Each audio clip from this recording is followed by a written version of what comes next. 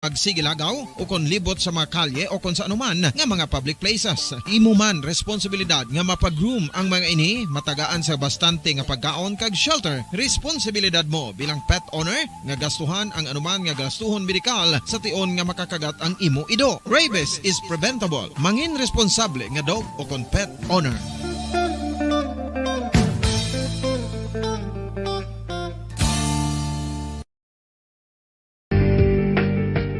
Kinahanglan mo bala nga mag-recharge? Hindi mo na kinahanglan nga magsalig pa sa caffeine. Bangod ang pag-power nap ang makapaboost sang memorya, cognitive skills, creativity, kag energy level. Ang power nap o kon cat nap ang pagtulog sang malipot nga oras kag may tinutuyo nga i-revitalize ang isa ka persona. Masami ini nga nagadugay sang 15 tubtob 20 ka minutos ginahimo kun udto o kun hapon. Santo sa pagtuon, mas mangin alerto ang isa ka persona kung maka-power nap ini. Nagapabuhin man ini sang stress kag nagapa-improve sang cognitive functioning. Isa ini kapamaagi agud nga ma-refresh ang utok sang tawo kung ginakapoy. Magluwas diri, nagapanubo man ini sang risgo sang heart disease.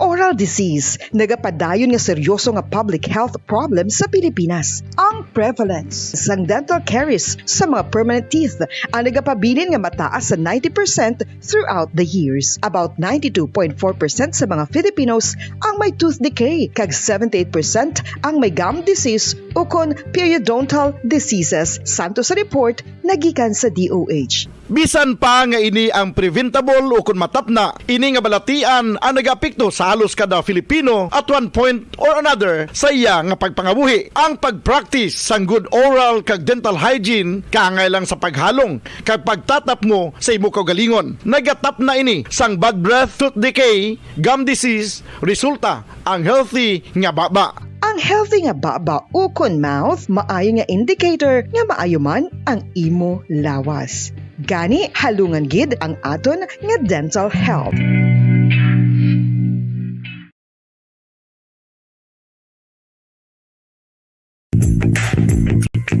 Sa karon nga may ginapangatubang nga pandemic, importante nga halungan gid ang ikaayong lawas. Apang hindi lang physical health ang dapat hatagan sa pagtamuda, bangod importante man ang mental health. Paano bala halungan ang aton nga mental health? Una, kinahanglan nga halungan nato ang aton kalawasan kaangay sang pagkaon, pag-ehersisyo, pagtulog kag pagpahuway sang insyakto, bangod ang poor physical health ang makaapekto sang modo kag panghuna-huna sang isa ka tawo. Kinahanglan man nga mag-set sang boundaries sa tanan nga bagay, hatagan sang balorang kaugalingon kag iselebrar ang mga kadalagaan bisan ano pa ini kagamay. Maayo man sa mental health ang pagpatawad sa isig kapareho. Bangod ginarelease ni ang kabugat sa Balatyagon subong man ang pagkamapasalamaton. Suno sa research, dako man ang mabulig sa pagpangamuyo sa paglikaw sa stress. Tips agud malikawan ng insomnia. Ang pagtulog sang maayo ang makaapekto sa mental kag physical health sang isa ka tawo. Apang kung kaisa hindi maligar nga nagaka-eksperyensya sa ginatawag nga insomnia, gani ari ang matip sa gud malikawan ini kag mas makatulog sang maayo mga kabombo. Kinahanglan nga pareho ang oras sang imo pagtulog kag pagbangon kada adlaw agud maset ang imo nga body clock. Kun adlaw, mas maayo nga buksan ang mga kortina agud makasulod ang kasanagon, paglakat-lakat kun aga kag pag-ehersisyo.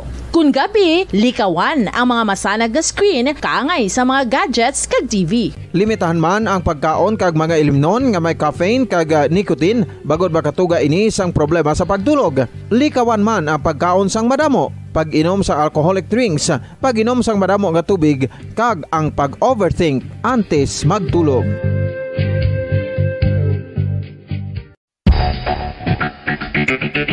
Ang husto nga paggamit sang earphones o kon headphones. Kalabanan sa karon, ilabi na sa mapamatanon ang masami nga nagagamit sang earphones o kon headphones sa tion sang nagausar sang gadgets. Apang, ano bala kalawig ang aton paggamit sang earphones kag headphones? Nakahibalo bala kamo mga kabombo nga ang tuman kalawig nga paggamit sini ang makatugas ang ear noise o kon acoustic trauma?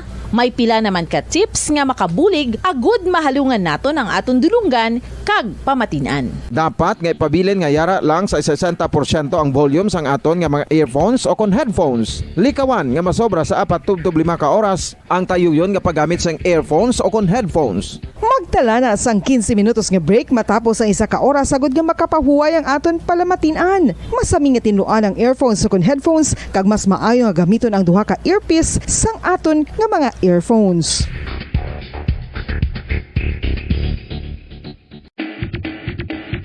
Mga kabombo, madamo gid ang pagkaon apang ano bala. Ang dapat himuon kung may matabo sang suspected foodborne illnesses. Kung may matabo nga suspected foodborne illnesses, dapat i-preserve ang mga ebidensya.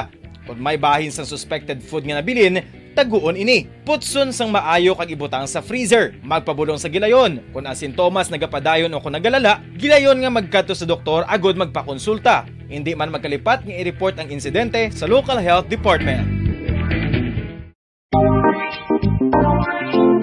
Mga kabombo, nakahibalo bala kamo? Naghampak na sa 3 million ang natapikan sang COVID-19 sa Pilipinas. Mataas sa gihapon ang active cases sa bugos nga pungsod. Kag 50 mil na ang mga nagtaliwan bangod sa sini nga virus. Hindi magkumpiyansa. Depensahi ang kaugalingon kag ang imo mahal sa kabuhi. Magpabakuna na batok sa COVID-19. Pahanumdom nagikan sa Bombo Radyo Bacolod. Basta Radyo Bombo!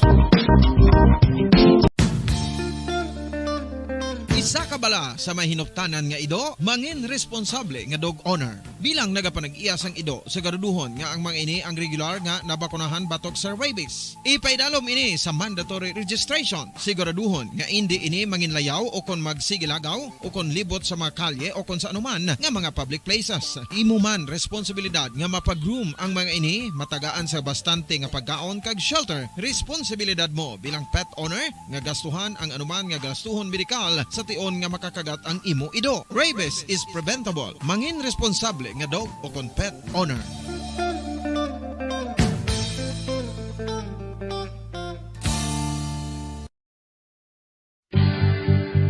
Oral disease, nagapadayon nga seryoso nga public health problem sa Pilipinas. Ang prevalence sang dental caries sa mga permanent teeth ang nagapabilin nga mataas sa 90% throughout the years. About 92.4% sa mga Filipinos ang may tooth decay, kag 78% ang may gum disease o kon periodontal diseases, santo sa report nagikan sa DOH. Bisan pa nga ini ang preventable o kung matapna, ini nga balatian ang nagapikto sa halos kada Filipino at one point or another sa iya nga pagpangabuhi. Ang pag-practice sang good oral kag dental hygiene kaangay lang sa paghalong kag pagtatap mo sa imo kaugalingon. Nagatap na ini sang bad breath, tooth decay, gum disease, resulta ang healthy nga baba. Ang healthy nga baba o kon mouth, maayo nga indicator nga maayo man ang imo lawas. Gani halungan gid ang aton nga dental health.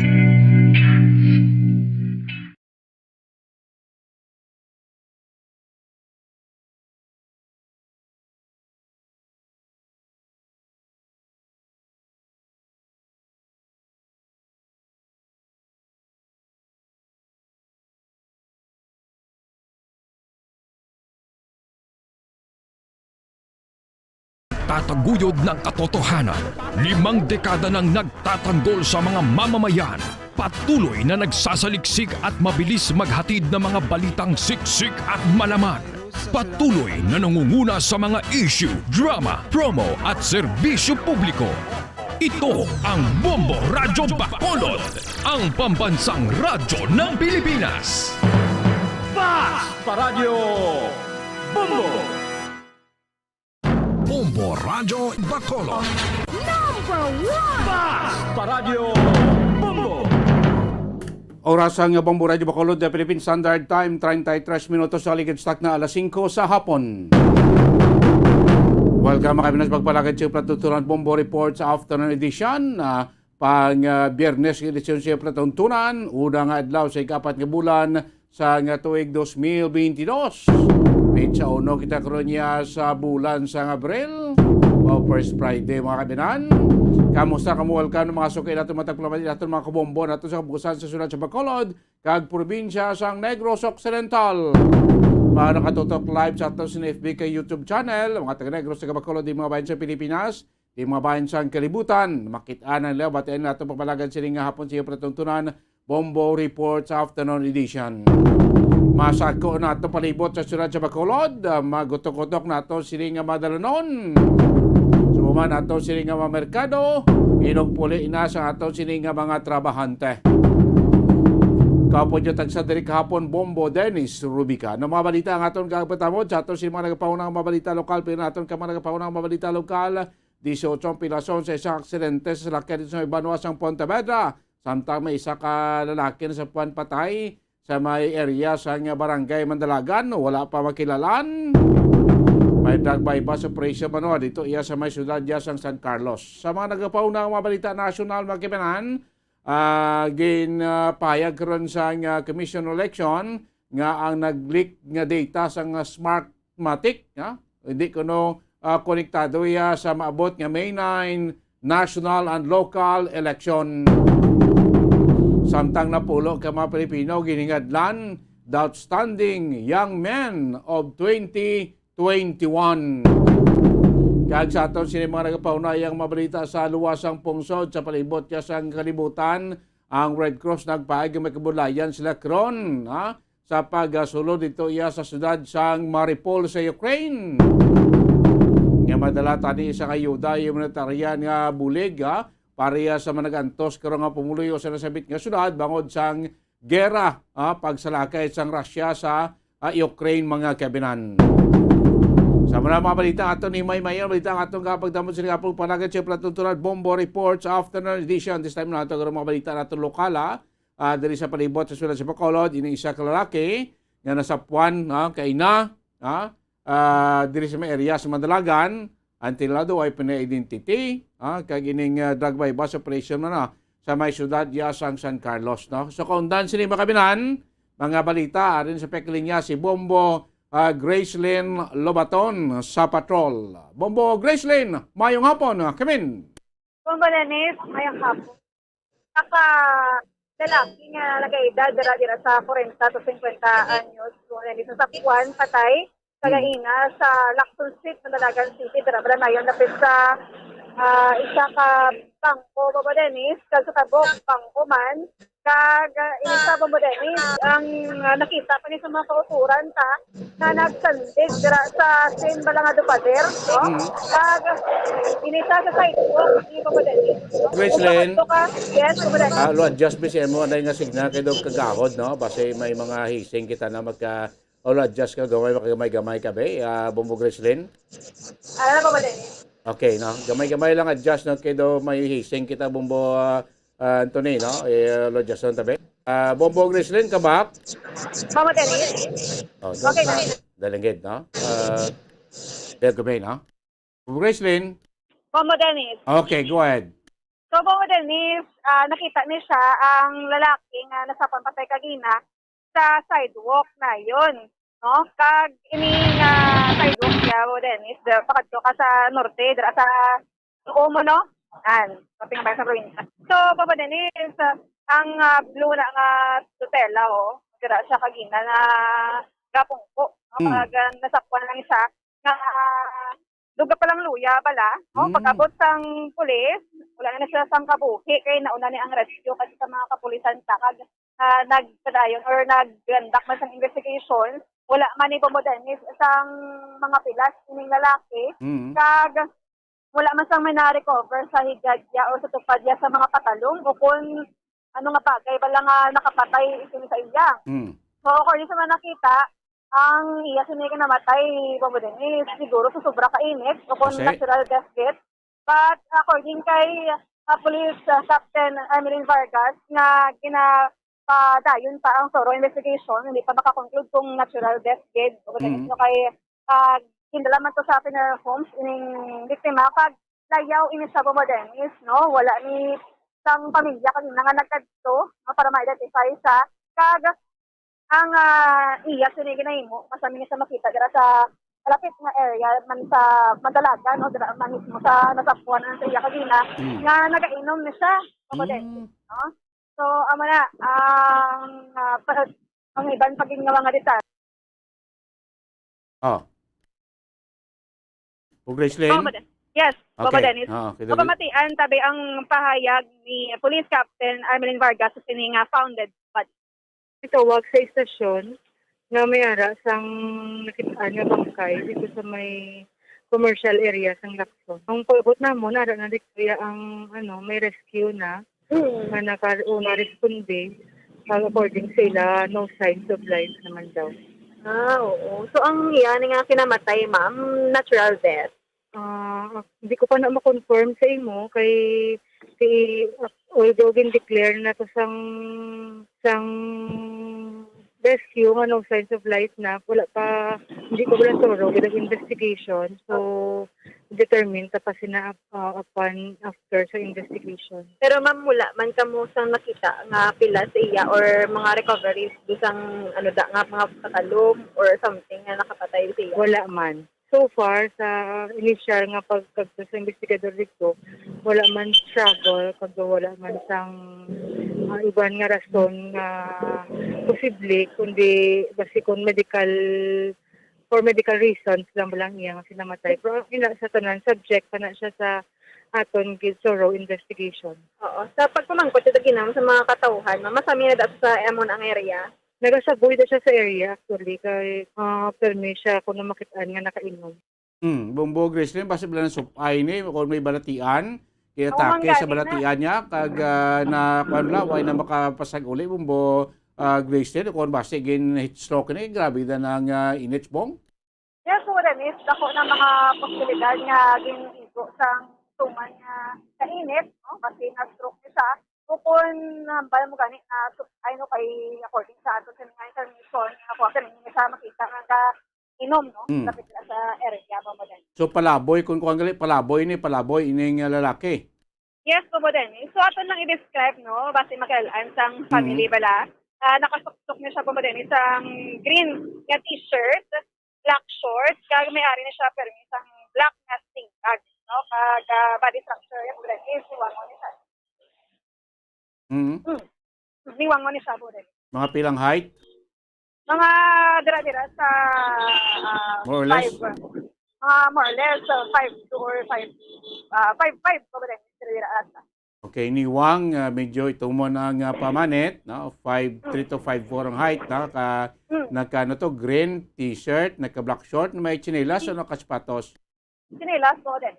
Okay, naka-chinelas. So, basta blamega pamati ng mga uton na ton, within diri sa City Bacolod, no? Kung ako magtanaw diri na taga-diri na Degoro, Bumbo Grace Lane, taga Bacolod na nang aning mga palaboy, tablang ba ko kasi may makitaan kita dira nga mga naga-halakat, palaboy kun mga homeless na to mga koturan, posible kung wala man sa mga pilas sa lawas, posible ginatake ni sige gin super kabalatian Bumbo Grace Lane. Yes, so din. Ito kaluoy man. Kag kung sino man nang nagapangita sa kumsaya, nagipamidya kadto lang sa police station 3 no kay para ma-assist pala ang pamilya. Para ma-identify kung pamilya gin nila. Yes, oo kay gina-check man na no sa atong mga kapulisan kung related ni sila no, sa Okay. So sa pagkakay ng mga balita, mayara naman sa Manila on bypass on drug bypass operation sa syudad naman sang San Carlos sang 360,400 pesos ang valor sa suspected shabu ang na-recover sa duha ka mga lalaki. Nakabiga mga suspect pamadani. Unang is Tino Carlo Sebogero. Tino Carlo Sebogero, nag-edad sa 32, kag ini siya ang single. Residente sang Barangay 1, San Carlos City, kung sa tingin mo rin sa tabo ang drug bypass operation mismo sa iyang kapuluyan. Kaduha, muna si Jopet Villador. Jopet Villador, nag-edad sa 42, kag residente man sa abong lugar. Renis nakuha sa ila ang 53 ka mga gramos no sang suspected shabu. Kag ang iban pagin nga drug paraphernalia so Renis no. So wani sila do mag-partner wala o Dennis sa negosyo ang morning pag-engage sa illegal drugs. Ang ang subject person Ribe Botenis kagin sa kristo but hindi iya sa illegal nga droga kundi iya sa kaso nga estafa sa 2017 kag nag-surrender ni siya sa programa sang mga kapulisan bala nga tukhang no. So ginakabi ni sila nga duwa nga newly identified Botenis sa bahin sang illegal nga droga. So, ang ilan nga transaction via cellphone mo din, via text messaging bala, no? Matigayon ang ilan sila nga transaction kagagabi. O kung, nadakpan niyo sila, o ba din, sa isa kasi mana surveillance sa ila. So, ba din, kamatian ta, solicitanan Robbie Aurita. Pag nakuha sa iya ang mga sachets, actually mga pulo niya siya ka sa plastic sachets ang ginasudahan natin nga shabu nga nagabugat sa kabilugan mga more or less 53 grams with standard drug price value of 360 400 pesos. Sa gabi man, Bombo Grace, after sila na-aresto, tapos ang proseso natin dito sa aton nga bypass, hindi sila nga duwa din paidalom sa aton nga mandatory drug test dito sa Maynokpo, sa crime lab. And among inasubo ang aton ginahulat, ang ilang drug test result para man ma-file na naton ang kaso batok sa ila. Sa Bombo Grace, ining aton nga subject, may previous case diri sa Amon, nadakpa na ini siya sa kaso nga estafa way back 2017. Sa illegal drugs siya, ma'am? So far sa illegal drugs, wala. Ang isa yan, ma'am? Sila nga duwa, wala. Wala. Sila nga duwa, base sa aton nga team, gina-consider ini nila newly identified ining duwa. Kay isang una, ining aton nga subject, small time lang siya. Ginagmay lang nga sa siya ang iyang hampang. But later on, based sa ilang surveillance and monitoring, dito pag nakasiksikan nila, medyo dako na nila mga amount kada sang shabu ang iyang ginabaligya. Amo na ang nag-prompt sa aton nga team na surveillance dito siksikan siya. Luckily, nakuha din natin siya kagabi. Base sa aton nga team, more or less mga 1 week na gina-monitor sa aton nga mga tropa. Sa iya, mismo balay, ma'am, nadakpan? Yes, sa iya gini mismo nga balay. Ano ilang obra maliban sa pagbaligya sa droga, ma'am? Wala, git ini sila nga duwa sang obra, kay ang sistema, bali through text na lang ini ang ilang transaksyon. Kung may stock na siya nga maabot, ato ang iya nga mga kliyente, ang mga parpiano nila, text na lang. And then, considering nga ini ang iya nga balay is along the highway, balik after sang text may maabot na lang, kasig lang ang transaksyon, daw anay lang, and then lakas naman. Mga affiliation sa mga nag-exist mga grupo sa illegal na droga dali sa Negros, ma'am? So far, subject for verification. Kaya as is now, wala pa siya may tuad sa aton nga mga kapulisan about kung sa diin nga grupo or kung sino ang iyang source. Pamadanis, matong pahayag, nagikan sa Deputy of Police sa San Carlos City Police Station, Cebu Canan. So, pamadanis, ang mga balita nga nagikan sa patrol ini si Bombo Grace in Lobato, nag-report para sa mga radyo ng Pilipinas, consistent. Overall, number 1 sa Bacolod sa radyo. Bombo! Salamat Bombo Gracelyn Lobaton. Mga balita tipo ni Bombo Gracelyn sa patrol sa hapon. Ang drug bypass operation sa may siyudad sa San Carlos kay ni sa kalalaki nga wala pa ma-identify until subong sa puan kina no sa agad sa may area sa Barangay Mandalagan. Pagbalik sa inyo mga palatuntunan, duga pagiging balita ni Bombo Llanisil Minardo, may 18 na pilasan sa aksidente sa salakyan na sa may Banuas ng Pontevedra. Okay, pilapagin ko mga balita. Inat na natin pambalikan makabinan na, makaligay lang mga pinaka-importante nga mga pahanumdom. Bombo Radyo Bacolod. Number 1! Basta Radyo Bombo! Tips sagud malikawan ng insomnia.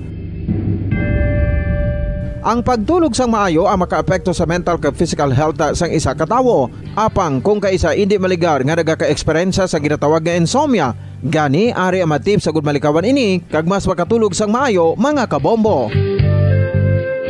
Kinahanglan nga pareho ang oras ang imo pagtulog kag pagbangon kada adlaw agud maset ang imo nga body clock. Kun adlaw, mas maayo nga buksan ang mga kortina agud makasulod ang kasanagon, paglakat-lakat kun aga kag pag-ehersisyo. Kun gabi, likawan ang mga masanag nga screen kaangay sa mga gadgets kag TV. Limitahan man ang pagkaon kag mga ilimnon nga may caffeine kag nicotine bagod makatuga ini sang problema sa pagtulog. Likawan man ang pagkaon sang madamo, pag-inom sa alcoholic drinks, pag-inom sang madamo nga tubig kag ang pag-overthink antes magtulog.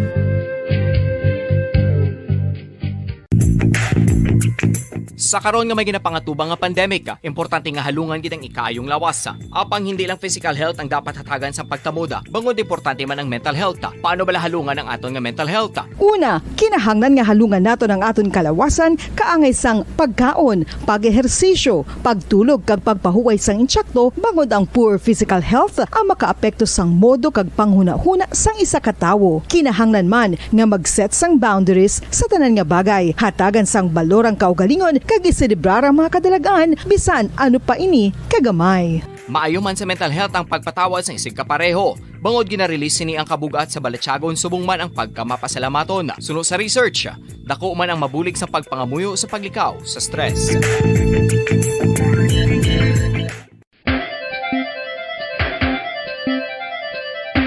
Ang talaba. Sino bala ang hindi maganahan magkaon sang talaba? Magluwas sa manamit sini nga sabor, ang talaba ang nagaunod man sa calories, protein, fat, vitamin D, thiamine, niacin, vitamin B12, iron, magnesium, phosphorus, zinc, copper, manganese kag selenium. Isa ini sa mga source ang high quality protein nga nagaunod sang siyam ka importante nga mga amino acids nga kinahanglan sang lawas sang tawo. Nagaunod man ini sa antioxidants nga maayo para sa atay. Apang ang pagkaon sang talaba ang mayara man sa mga risgo. Bangod nagaunod ini sa mataas nga amount sang zinc nga delikado sa kalawasan kon masobrahan. Ang pagkaon sini nga hilaw ang makatuga man sang bacterial infection kag makatuga sang diarrhea, pagsuka, hilanat kag iban pa nga seryoso nga kondisyon. Gani sa pagkaon sang talaba, kinahanglan hagan-hagan lang. Ang husto nga paggamit sang earphones o kon headphones. Kalabanan sa karon, ilabi na sa mga pamatanon ang masaming nga nagagamit sang earphones o kon headphones sa tion sang nagausar sang gadgets.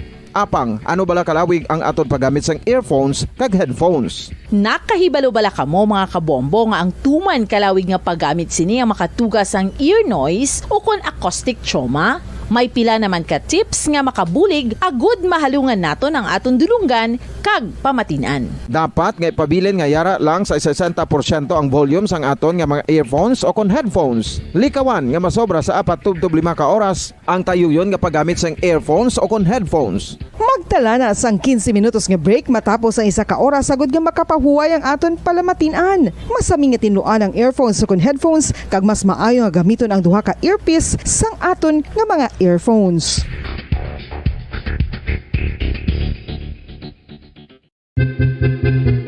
San o ikaw ulihi nga nag-ilis ang sponge nga ginagamit mo sa paghugas sa mga kitchen utensils? Ang kitchen sponge mga kabombo, ang mas mahigko pa sa toilet. In fact, ginpahayag sang microbiologists nga ang mga butang nga ginagamit naton sa pagtinlo sa mga dishes ang pinakahigko nga bagay sa balay. Sa isa ka pagtuon nga na-publish sa journal nga Scientific Reports, ang spongy bacterial colonies ang mas delikado sa aton ikaayong lawas. Bangod sini, ginarekomendar sa mga researchers nga dapat islan ang sponge kada simana. Ang kitchen ang lugar sa aton balay kung sa diin nagasugod ang mga new bacteria, bangod sa human traffic kag food preparation. Bangod ang sponge ang masami nga warm, mabasa kag matrace ang old food. Ini ang ideal nga breeding ground para sa bacteria. Suno sa pagtuon, maayong idea nga tinluan ang sponge kada tapos gamit. Apang ginasuggest sa mga researchers nga regular nga islan ang kitchen sponge. Ang kitchen ang lugar sa aton balay kung sa diin nagasugod ang mga new bacteria, bangod sa human traffic kag food preparation.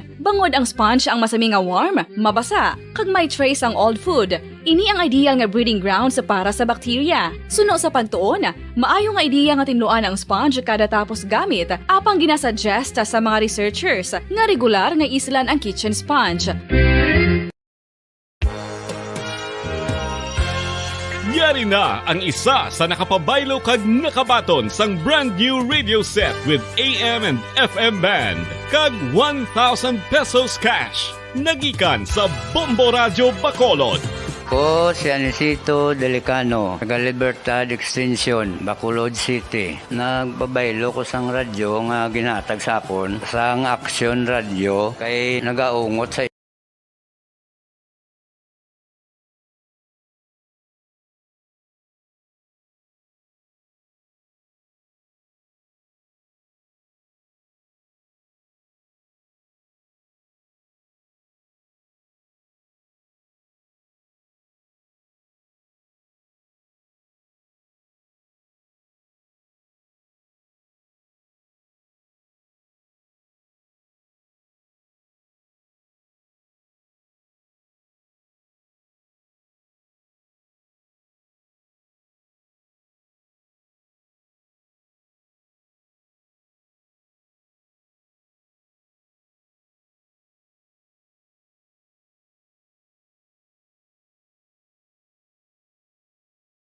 si Orban nga bad matapos ini nagluntad ang insidente o kanang aksidente diri Bombo Dennis sa may National Highway sa barangay Tipsok San Enrique Negros Occidental Bombo Dennis kung ini ang suspetsado diri o kan ang driver sini sa van yung kilala kay Vicente Espago Jr. Imabaskog, 23 anyos sa Bombo Dennis, nagresidente sa barangay Takuling, Bacolod City, Negros Occidental.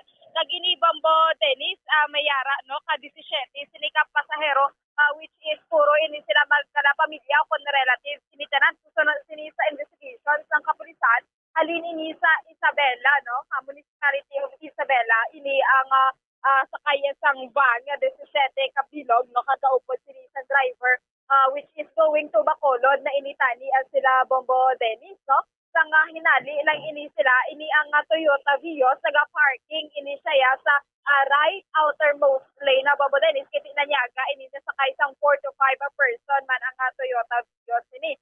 So sang daw bali naga opposite ni sila Bombo Dennis kiti ang nose si sang Toyota Vios dito yan nag-aatubang sa may south nga na parte. Apang ini ang van, no, nga NV350 is going naman iniya sa Bacolod o kon north direction na Bombo Dennis. No, kung sa diin ini ang 17 ka mga sakay, ginakilala kay Rios Hardeliza Jr., Freddy Boy Francisco, Jane Rose Hineta, Joanne Espago, John Lennon Espago, Mauricio Vinco, Jenna Joy Di Juan, John Sander Canillas, Jovencia Espago, Jacqueline Espago, Merlinda Berlamino, Juena Di Juan, Gisela Cargason, Maria Cristina Hardeliza, Benjamin Manapsal, Gabi Luis Hardeliza, Samantha Jane Hardeliza, which is Bombo Dennis, no? Ini ang 17 maayo lang kay minor injury lang ini ang naangkon nila kag ini ang 18 nika dalasan driver Bombo Dennis so gindala ini sa Valladolid District Hospital para matagaan sa medical treatment sa Bombo Dennis. Susubo ini ang sabahin sang pasahero no 17 kabilog kag ini ang driver is naga-settle na sila Bombo Dennis no kon miyara na settlement o kon pag-istoryahan na yung sabahin nila. Pero ini ang sa driver sa Toyota Vios which is pag sa investigation Bombo Dennis ang pagapakadto sini ang rason kung nabunggo ini sa Toyota Vios kasi naka-parking ng maniya wala ini sakay na kay nanyaga ini ang mga sakay so ginikawan ini kono niya ang tricycle, no, kanang motor nga ginasundan niya Bombo Dennis, ang motorsiklo sini nga Yamaha RS nga going to north man Bombo Dennis. So kung magambal nga ginlikawan na Bombo Dennis, may posibilidad nga base overtake ini ang van, no? So dito siya wala niya na control ang manubela kag wala siya dayon naka-brake Bombo Dennis. So nabungguan niya ini, no, may kalog-kalog na drama, nabungguan niya ini ang left side sang sinisang Toyota Vios, kag ang Toyota Vios na nadasok na ako nahulog na sa may daw kalog-kalog na dira Bombo Dennis. So kasubong nga Bombo Dennis, no, ang ginahulat na lang sa kapulisan man na kung ano ang istoryahanay or ang settlement sa bahin sa driver sang Toyota kag sang Nissan nga NV350 or van na Bombo Dennis. Importante Bombo Lani, wala sing seriously injured kag may napatay. Yes, correct kita Bombo Dennis. So dapat na maghalong gid ni Bombo Dennis, no. So kahit national highway na dira, so hindi ta mapaktan ang dlagan sang sugata kag ikaw man mismo nga naga-drive sa Bombo Dennis. Sige, pamatian karon ang payag ni Police Lieutenant sa Migastaya na kayo ba sa mga alang sa inyo center ta, Bombo Lani? Yes, sa Bombo Dennis, paamuyan ko ang balita sa patrol, ini si Bombo, yan si Silminardo para sa Pambansang Radyo ng Pilipinas, consistent overall number 1 sa Bacolod, Basta Radyo, Bombo. Damog salamat Bombo Lani, Sil Minardo, no? Bantayan niyo karon investigasyon sa kapulisan sina sining aksidente, no? Basta kun gata bel kita nagadala ta sa sakyan, no? Halong gid mo sining tabla dapat mangin defensive driver kita. Defensive driving, kahit kinali kung aksidente, wala magina pangayo, pero kung aksidente ka, less ang injury. Kag malayo ka, ang risgo ng mas disgrasya ikaw, kunara ikaw sa defensive driving mga kabinan. Tambay na kamo yung center natin, mas ro de la Cola Basket, mga kapauna ng mabalita national, gain pasalay karong ipasiguro kon sa Commission Election, nga pag-leak sang data, na?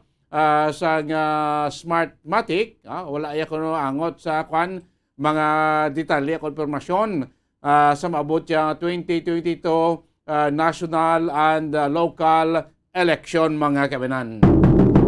Diba sa damlag pa, may mga report, may ganing piyado na sa Smartmatic nga na kwento na detain, bagod nga ginawa sa involvado sining pag-leak karon sa data makabinan sa Smartmatic. Ang Smartmatic amo ni siya nagakuan bla, nagaman sining BCM bla, voters counting machine ngaton gamiton sa maabot siya nga piniliay, Ito automated ng ato sining election mo. Hindi na manual ang isipay, hindi na manual ang butuhay, pagdagdag sa balota mo, di mo na pagdagdag sa ballot box, diretso mo to gulo sa BCE machine, then ang result niya ara then automatic mawalaan na after singa pag binutuhay na, pag-retrieve na sa data, magwa na ang resulta sa election mo na automated mga kabinan. So Arena, News Center sa ating Bombo Network News. News Center, come in! Ngayon, ang inyong tagapagbalita. Magandang gabi Pilipinas, sa anumang oras sa buong mundo, narito na ang Bombo Network News Evening Edition. Unang araw sa buwan ng Abril 2022 sa ulo ng ating mga balita. Ulong ni na Pangulong Rodrigo Duterte at Chinese President Xi Jinping, yan ay ngayong buwan ng Abril ay via online na lamang. Ayon ho yan sa Palasyong Malacanang. Ang Malacanang naman, pinabulaan ng si dating Dean or Secretary Simato ang tinutukoy ni Pangulong Duterte na tinanggal sa gabinete dahil sa korupsyon.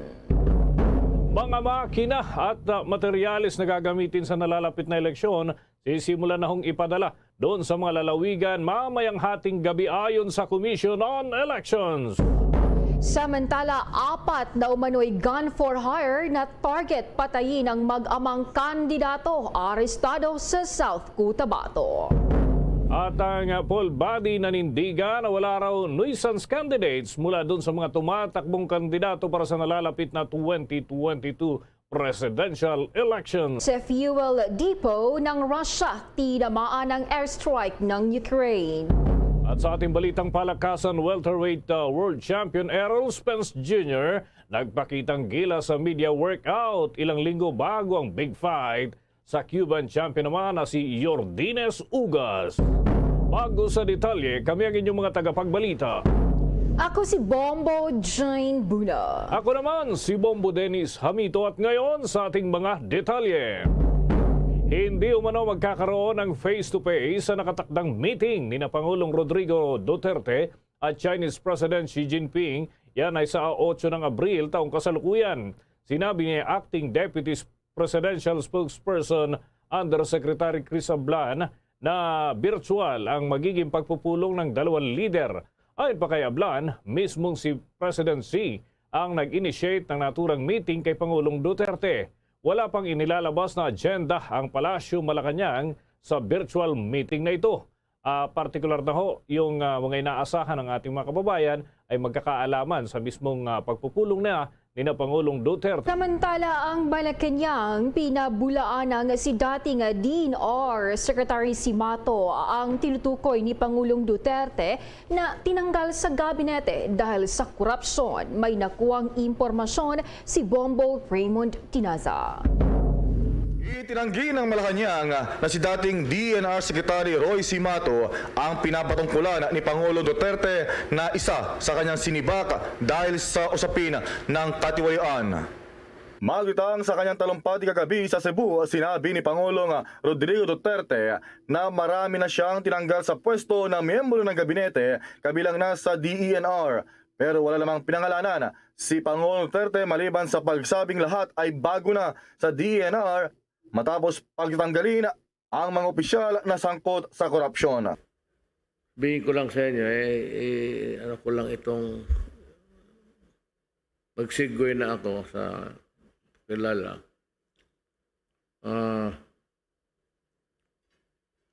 Itong sa yung acting secretary ng DNR, it's because there were may dinismiss ako na cabinet members and yung reclamation projects in front of Manila. Nung presidente ako, daghang akong nadungog nga corruption. So, si Secretary Sampul na, karon kay bag-o lang niya kay ipahawa na ako. Alam mo, kasi kaibigan tayo. I have fired, hindi lang niyo alam. Hindi kasi ako mahilig ng, hindi ko pa-announce sa media. Pero, about in the process, 5 cabinet members ang akong na, o 6, akong na palagpot. Pero sinabi ni Deputy Presidential Spokesperson Chris Ablan na walang katotohanan ang nasabing chismis na gawa-gawa umano ng mga marites o mga chismosa. Ayon kay Undersecretary Ablan, si dating DNR Secretary Roy Simato ay nagbitiw sa pwesto noong nakaraang Pebrero dahil sa health reason. Ilang beses din daw pinuri ni Pangulong Duterte si Simato dahil sa transformation at clean up sa Boracay at Manila Bay. I don't know if you're insinuating regarding former DNR Secretary Simato, no? Pero si Secretary Simato, nagbitiw po siya sa pwesto nung Pebrero due to health reasons po. In fact, the Office of the Presidential Spokesperson sent out a message of thanks for the many years of service of ex-Secretary Simato. The President himself naman commended si Secretary Simato for his achievement as DNR Secretary insofar as the Boracay and Manila Bay cleanups are concerned. Yung mga chismis ng mga marites tungkol dyan, wala pong katotohanan po dyan. Para sa Bombo Network News, Bombo Raymond Tinazo nag-uulat para sa pambansang radyo ng Pilipinas, Basta Radyo, Bombo! Bombo Radio and Star FM, The Vote 2022 Updates.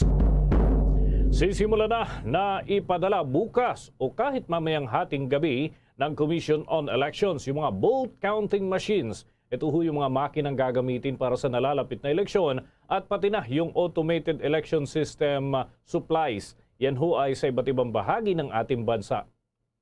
Ayon nga kay COMELEC spokesperson James Jimenez, kanina ay inumpisa na ho ang paglalagay doon sa mga truck na gagamitin para sa paglalagyan ng mga vote counting machines at ng ballot boxes. Uunahing hatiran ng mga kagamitan para sa nalalapit na eleksyon yung nasa malalayong lugar, pati na ho yung mga island municipalities at yung mga nasa bulubunduking lugar. Huling pagdadalhan at i-deploy naman ang mga kagamitan na nauukol para sa Metro Manila. Iniimbitahan din ho ng Commission on Elections, partikular na ni Chairman Said Damin Pangarungan, ang mga kinatawan ng mga political parties at yung stakeholders at maging ang media para ho masaksihan yung nabanggit na aktibidad upang magkaroon ng transparency. Samantala, magpapatuloy naman hanggang sa unang 2 linggo ng buwan ng Abril ang paghahatid ng naturang mga kagamitan para naman ho ito doon sa warehouse sa buong kapuluan kung saan ay gagamitin pansamantala na pag-iimbakan ng naturang mga kagamitan para sa nalalapit na eleksyon.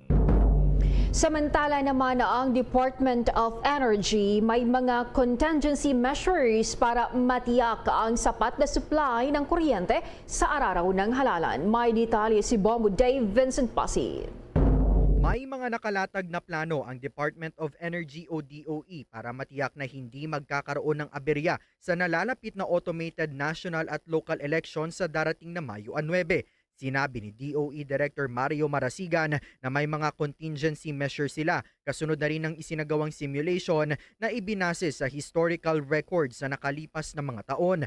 Ayon pa kay Marasigan, kahit pa magkakaroon man ng delay sa commercial use ng bagong tayong coal-fired GN-powered dinginin plant sa Bataan, hindi nila nakikita na magkakaroon ng yellow at red alert sa Luzon grid 1 linggo bago at 1 linggo rin pagkatapos ng May 9 elections. Ganito rin aniya ang nakikita nila sa Visayas grid pero may mga potential short outages silang binabantayan din.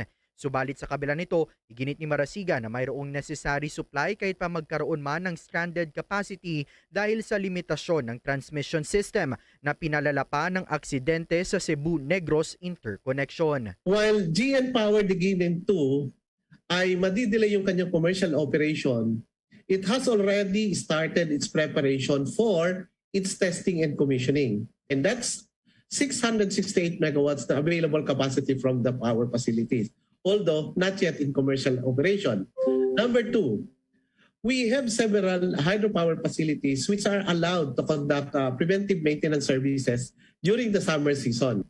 However, taking note na meron nga tayong mga potentials na short outages, pinakiusapan natin yung malalaking planta na magkakaroon ng PMS nila during the summer period kung pwedeng i-atras nila.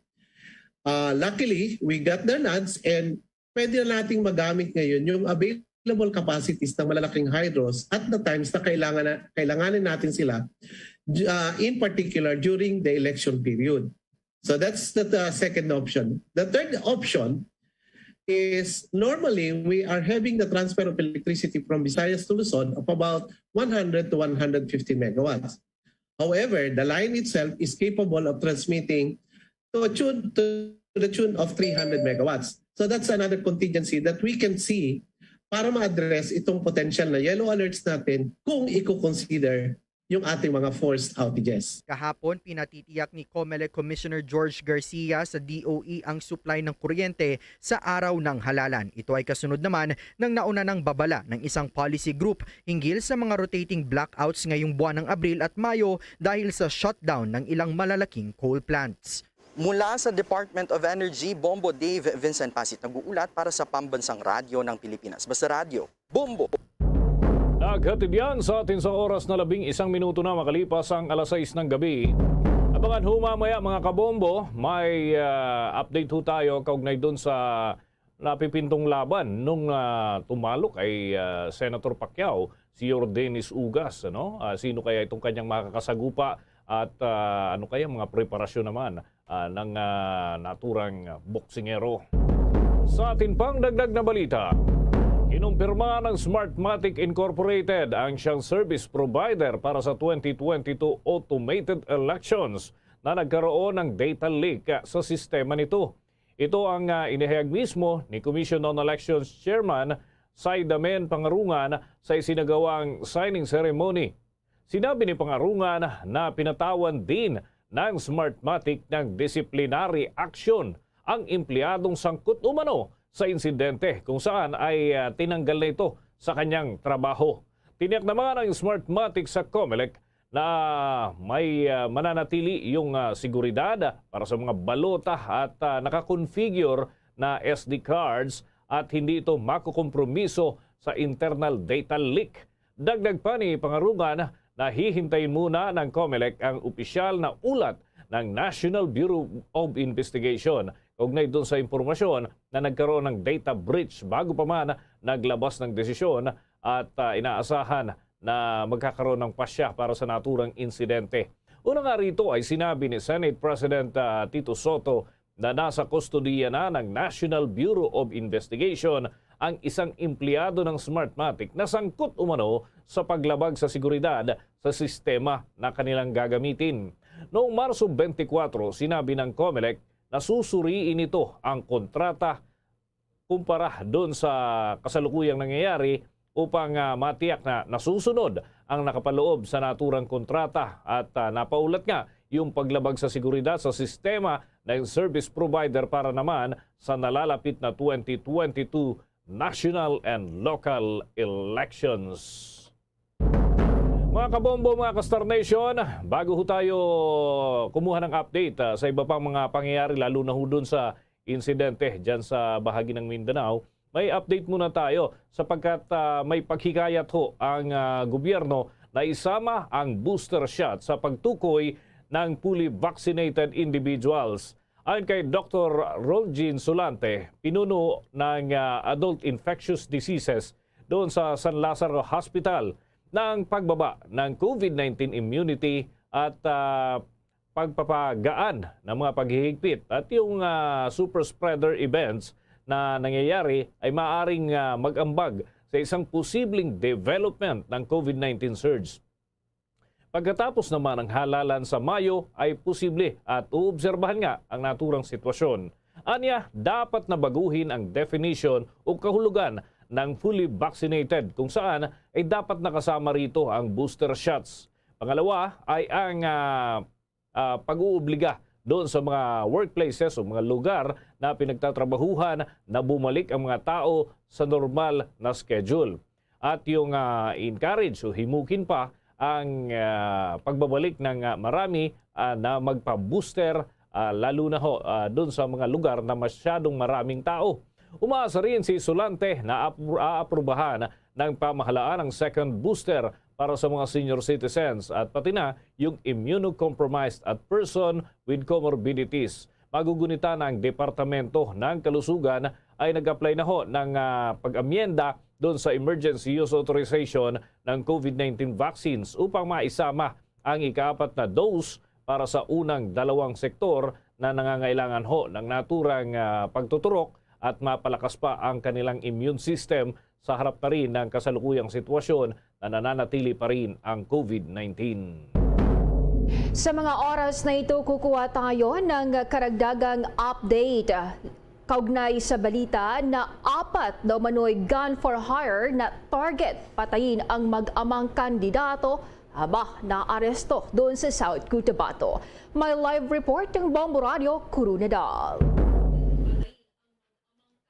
Nasa custody na ngayon ng mga otoridad ang 4 na umano'y gun for hire na planong patayin na mag-amang kandidato sa bayan ng Banga, South Cotabato. Sa eksklusibong panayam ng Bombo Radio Coronadal kay Mr. Bingo Reyes, kandidato sa pagka-board member ng 2nd Distrito ng South Cotabato, siya at ang anak nitong si Barangay Kapitan Janim Reyes, ABC President ng Banga at kandidato naman sa pagkakonsihal ang punteriya ng mga naaresto. Kinilala ang mga suspect na sina Jason Gamayon na sa legal na edad at residente ng Barangay Santa Cruz, Coronadal City, alias Joshua na umano'y tirador, dating CAFGU at taga-Tarlac, kasama magkarelasyong sina Beverlyn at Kaloy na pawang mga dayo mano sa South Cotabato. Samantala, nakatakas naman ang isa pang kasama mo ito, bit-bit ang kanilang mga driver na umano'y kanilang drive baril. Sa salaysay ni Reyes, ibinanyag ng mga isa rito na naaresto na isang buwan na silang sinosurveillance sa mga ito at naghahanap ng timing upang maitumba silang mag-ama. Nasa 20,000 pesos umanong bayad sa bawat ulo na mag-amang Reyes, ayon pa rin sa salaysay ng isa sa mga naaresto. Malaki naman ang paniniwala ni Reyes na dahil sa politika, kaya't plano silang patayin ang kanyang anak kung saan ibinunyag pa umano ang nag-utos sa mga sospek. Ngunit todo tanggi naman ang ibang mga naresto sa mga akusasyon laban sa kanila. Kasalukuyan naman silang isinailalim sa interogasyon sa Banga Municipal Police Station. Okay, Bombo Danhart.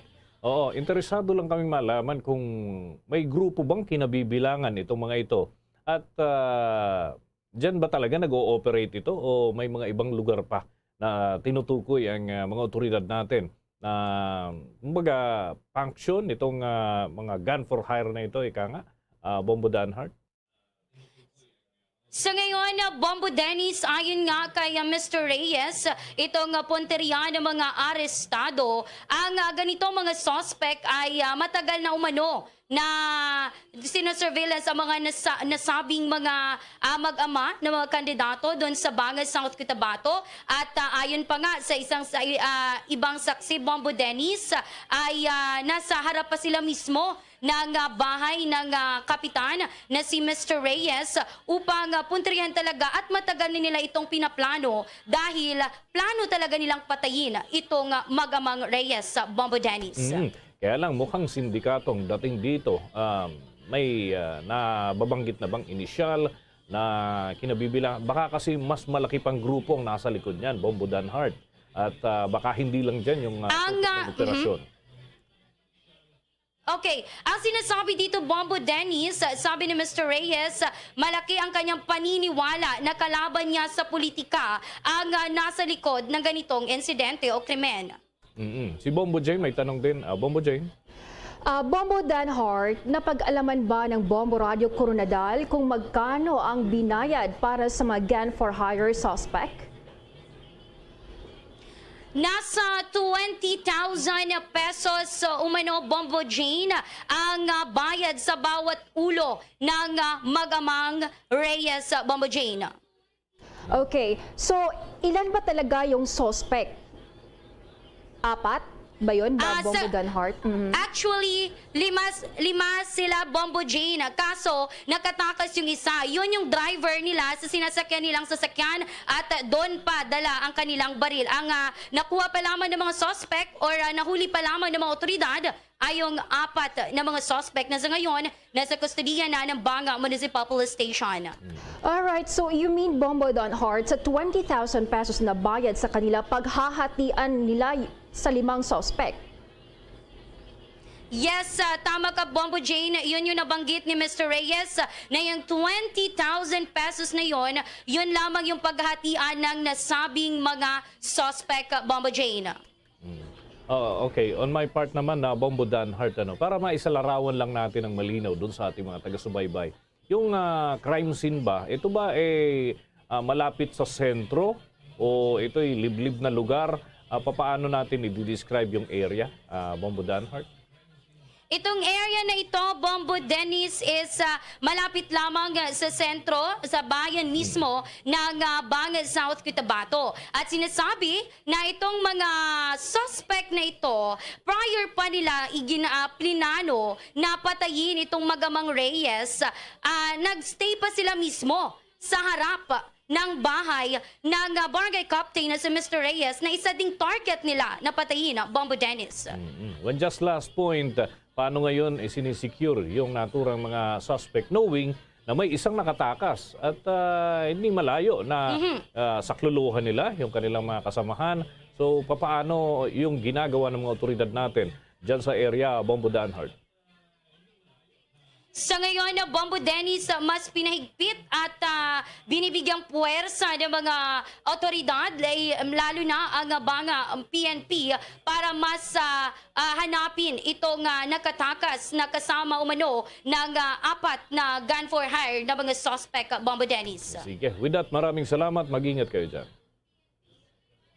Yan nagulat mula dito sa Bombo Radio Coronadal. Ito si Bombo Donald Nitar para sa Pambansang Radyo ng Pilipinas at consistent number 1 sa probinsya ng South Cotabato, Basta Radio. Bombo! Sa dagdag pa mga balita, tinataya ng Bangko Sentral ng Pilipinas na papalo sa 3.7% ang inflation rate ng Pilipinas para sa katatapos lang na buwan ng Marso. Ayon kay BSP Governor Benjamin Diokno, bibilis ito bunsod ng pagtaas ng presyo ng produktong petrolyo dahil sa Russia-Ukraine war. Maging ang kuryente at karne ay nagmahal din kasunod ng mas mahinang palitan ng peso kontra sa dolyar. Bagamat wala pang indikasyon ito ng pagtaas sa policy rates, ay sinabi ni Diokno na patuloy na babantayan ng BSP ang pagbabago sa laga ng pangunahing bilihin at ang posibleng epekto nito sa cost of living. Matatanda ang sinabi ng BSP na nakabase ang kanilang inflation projection sa pagitan ng 2 hanggang 4%. Naghatid yan sa atin sa oras na 23 minuto na makalipas ang alas 6 ng gabi. At mamaya mga kabombo, para ho dun sa mga fans ni Angelica Panganiban. Uy, kumustahin natin mamaya si Angelica Panganiban sa mga latest na showbiz updates. Maya-maya lamang ho mga kabombo. Sa dagdag pang balita, inutusan ang lahat ng mga trial court sa buong kapuluan na unahin ang nakakabahalang pagtaas daw ng mga naitatalang insidente ng karahasan sa mga tahanan laban sa kababaihan at mga bata bilang resulta na rin ito ng pandemya ng COVID-19. Sinabi ni Chief Justice Alexander Gesmundo na ang Korte Suprema ay patuloy na sasanayin ang lahat ng mga huwes na pangasiwaan yung mga kasong ito nang may sukdulang kinakailangang pagiging sensitive sa usapin, ngunit palaging may patas at walang kinikilingan. Ginawa ni Gesmundo ang nasabing direktiba kasabay na rin ng paglulunsa ng paghahanap ng korte para ho sa mga babaeng jurist at mahusay na pupwedeng iharap dito sa mga hamon na nakabatay naman sa kasarian, sa kanilang mga karanasan, lalo na sa kanilang pagtutok sa mga trabaho at maging sa labas ng kanilang mga opisina. 3 babaeng hukom na mapipili ay paparangalan at bibigyan ng pagkilala. Tinatawag ho ito na Her Story Gender Award of Distinction para sa taong 2022. Ang kanilang mga kwento ay ipapaikot naman sa lahat ng miyembro at mga tauhan ng hudikatura sa buong bansa. Sa kanyang talumpati, sinabi ni Gesmundo na dapat ay lutasin ng mga hukom ng trial courts ang mga kaso ng mabilis at mahusay batay dun sa kanilang karanasan laban dun sa mga suspect sa mga kaso ng pang-aabuso sa mga kababaihan at mga kabataan.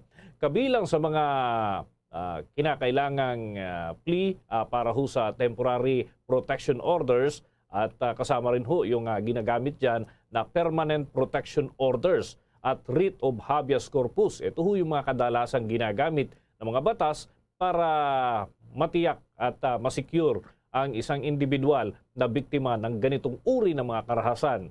Gayon din sinabi ng punong maestrado na bibigyan ng prioridad ng kataas-taasang hukuman ang mga intervention at papabilisin ang pag-iimbestiga sa mga kasong sexual, lalo na ho yung sexual harassment na iniuulat sa iba't ibang korte at gayon din sa kanilang mga opisina.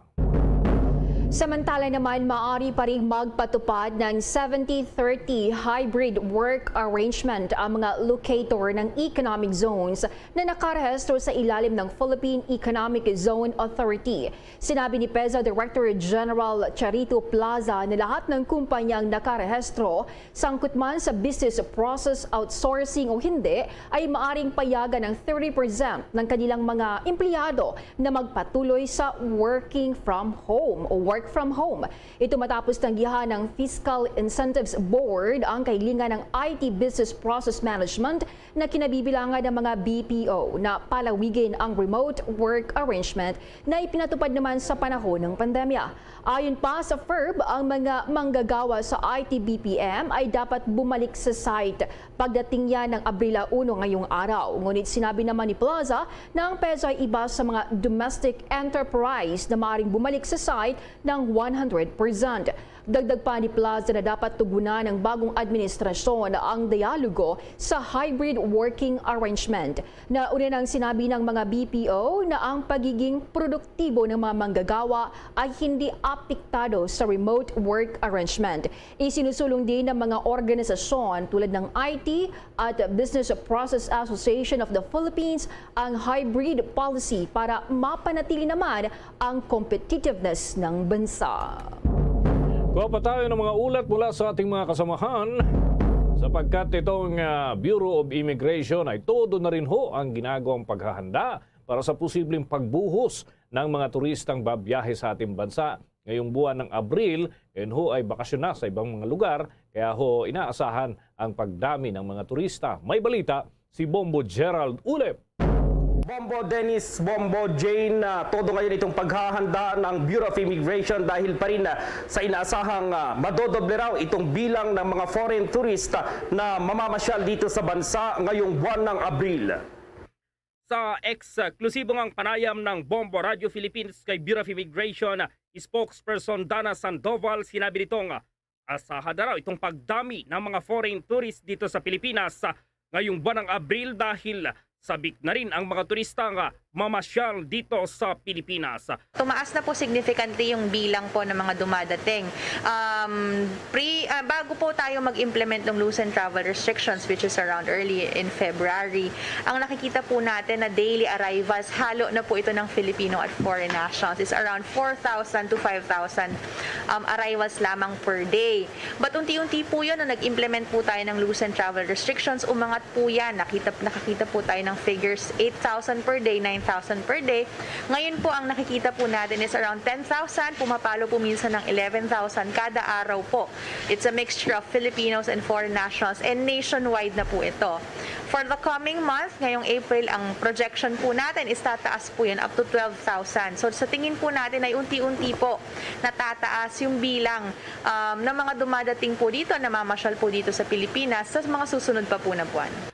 Karaniwan daw sa mga dinarayo ngayon ng mga foreign national itong mga beaches dito sa ating bansa. For the summer season, karamihan po ng mga foreign nationals who go here, of course, yung Metro Manila, isa po yan sa mga number 1 na pinupuntahan. But marami po sa kanila nagpupunta sa mga beaches natin all over the Philippines. Kasi po sa kanilang mga bansa ay malamig, iba po ang klima, and they really enjoy the tropical weather here in the Philippines. And it's an opportunity for them to enjoy summer. Napakaganda po ng ating klima dito sa Pilipinas. Kaya talagang tayo po ay dinadayo ng mga foreign national.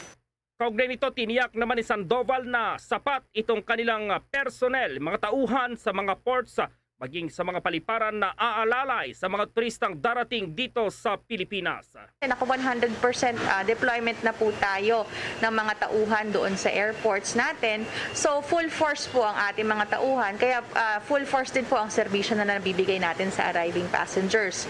Bukod po dyan, naka-deploy na po muli yung ating mga electronic gates para po mapabilis yung mga pagpoproseso sa mga arriving Filipinos, lalong-lalo na po yung mga kababayan po nating OFWs na umuuwi po. Ito pong e-gates na to, malaking bagay po ito at malaking tulong po ito para maibsan yung pila at ma-ensure po natin yung strict social distancing kasi po yung pagpoproseso gamit po yung e-gates, napapababa po niya up to 8 seconds. Yung dati pong normally 45 seconds. So pag compounded po, malaking bagay po ito doon sa bilis po, sa speed ng processing and of course doon sa insurance na mapapanatili po natin yung strict social distancing doon po sa immigration.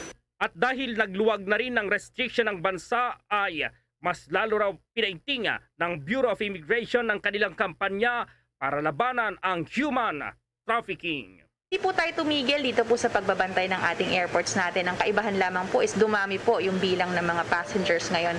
But the system already is in place, yung ating po mga systems sa computer systems. Nakikita na po yan yung ating mga derogatory record. Nationwide po yan, all international airports and seaports. Nakikita po kung ang isang tao po ay isang fugitive or may derogatory record, may kaso po sa ibang bansa, may kaso po dito sa Pilipinas. Nakikita po yan dun sa ating system which can be accessed by all immigration officers sa ports of entry. So through that po na talagang tuloy-tuloy po natin na nababantayan ito pong ating mga borders.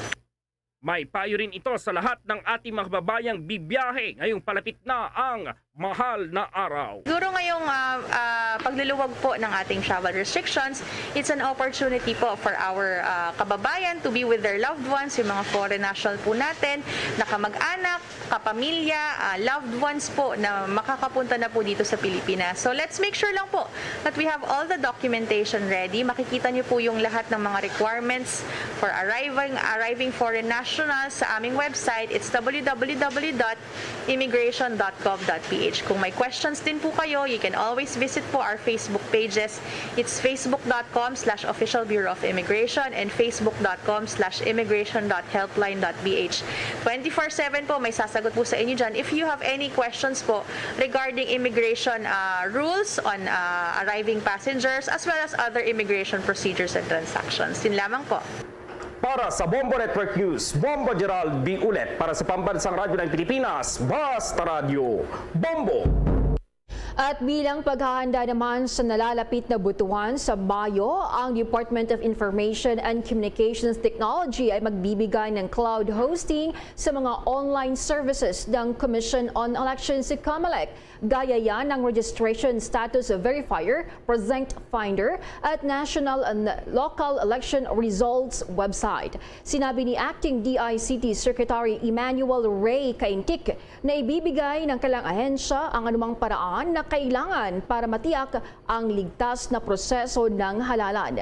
Ang Present Finder ay isang kapaki-pakinabang na plataforma para labanan ang kawalan ng karapatan ng mga botante. Gagabayan nito ang mga botante na mahihirapang hanapin ang kanilang nakatalagang presento sa pagboto. Umaasa naman si Caintic na makakatulong ang Present Finder na bawasan ang bilang ng mga botante na nabigong bumoto dahil lamang sa hindi nila mahanap ang kanilang mga presinto. Hinimok din niya ang mga botante na gamitin ang registration status verifier para kumpirmahin ang kanilang kasalukuyang katayuan ng botante. Sa pamamagitan ng NLE Result website, sinabi ng DICT na mas magiging madali para sa publiko na suriin ang mga resulta ng 2022 polls. Para matiyak naman ang seguridad ng cloud infrastructure, sinabi ng DICT na magsasagawa rin ito ng regular, thorough vulnerability assessment at penetration test sa mga online services ng COMELEC. Sinabi rin ni Caintic na ang DICT ay laging handang magbigay ng tulong lalo na sa mga hakbang sa cyber security para yan sa automated election system. Oras natin mga kabombo, 34 na minuto na makalipas ang alas 6 ng gabi. At abangan pa ho mamaya mga kabombo ang atin pang mga dagdag na balita. Dahil dito sa pangyayari ho dyan sa Palasyo Malacanang, si Pangulong Duterte ay lumagda ng mga panibagong prangkisa. So alamin ho natin mamaya kung ano-ano mga prangkisa ho ito. Baka may kontrobersyal na mga prangkisa dito sa nalagdaan ng Pangulong Rodrigo Duterte. Samantala, nanindigan ng Commission on Elections o COMELEC na walang nuisance candidates sa darating na eleksyon 2022, lalo na ho yung mga hanay ng presidential candidates ngayon. muling ipinaliwanag ni COMELEC spokesperson James Jimenez na kinukonsidera nila ang ilang aspirant bilang opisyal na kandidato hanggat mayroon silang bona fide intention na sila ay tatakbo sa naturang pwesto kung mayroon silang lehitimong shot sa aktwal na pangangampanya at pagkatapos ay sakali sila ay mananalo. Anya, hindi basihan ang pagiging unknown o pagiging neophyte at yung pagkakaroon ng kakaibang idea. Hindi raw papalitan ng COMELEC ang sariling hatol sa sambayanan na siyang hahalal dito sa naturang mga kandidato. Kung ang mga tao ay kwalipikado batay ho doon sa pamantayang ipinagkakalob ng konstitusyon, wala silang pagpipilian na tatanungin pa ang poll body ay dapat daw ituloy at payagan na makatakbo ang sino mang kwalipikado na mga kandidato. Sinabi pa ni Jimenez na makakatanggap rin sila ng mga batikos talaga sakaling magpatupad ng mas mahigpit naman ng mga pagpatuparin kaugnay ho sa screening nitong mga kandidato. Ginit pa ni Jimenez na dapat ay palawakin ang demokratikong espasyo ng halalan para ho sa mga kaysa naman ay kontrahin daw itong kanilang proseso na umiiral sa mga nakalipas na panahon. Samantala naman ang COMELEC umaasang mahigpit na susundin ng mga kandidato ang mga bagong panuntunan para yan sa ikalawang presidential debate sa Abril 3. May detalye si Bombo Juvino Galang. Naayos na ng Commission on Election ang gaganaping ikalawang presidential debate sa darating na Abril 3. Ipinakita ngayong araw ng COMELEC ang venue kung saan gaya ng nauna ay sa Sofitel Hotel sa Pasay City ito gaganapin. Inaasahan na 9 sa 10 mga kandidato sa pagkapangulo ang dadalo sa nasabing debate. Sinabi ni COMELEC spokesperson James Jimenez na may mga bagyang pagbabago o modification silang ginawa. Isinagawaan niya nila ang pagbabago matapos ang naunang set ng presidential at vice presidential debate na ginanap noong March 19 at March 20. Dagdag pa nito na tanging si dating Senador Ferdinand Bongbong Marcos Jr. lamang ang hindi pa nagkukumpirma sa kanyang pagdalo sa debate sa darating na linggo. Ilan sa mga pagbabagoan niya ay ang pagsagot ng kandidato ng common questions sa unang bahagi. Ang mga kandidato niya ay hinati rin sa 3 grupo kung saan bawat isa ay binigyan ng isang question at sa kabuuan ay merong 3 tanong sa bawat segments. Magsasagawa muna ang grupo ng Drola para malaman kung sino ang mauuna. Narito ang ilang pagpapaliwanag ni COMELEC spokesperson James Jimenez. Meron tayong mga konting modification sa ating presidential debate format. Nakita naman natin kung ano yung nakaraang debate, and we figured that this would be a good opportunity to even sharpen the debate somewhat. So previously, we asked 1 general question per segment, which all of the candidates answered. For the upcoming debate on April 3, there will be 1 general question that will be posed for all the candidates to answer, and this will happen at the start of the debate.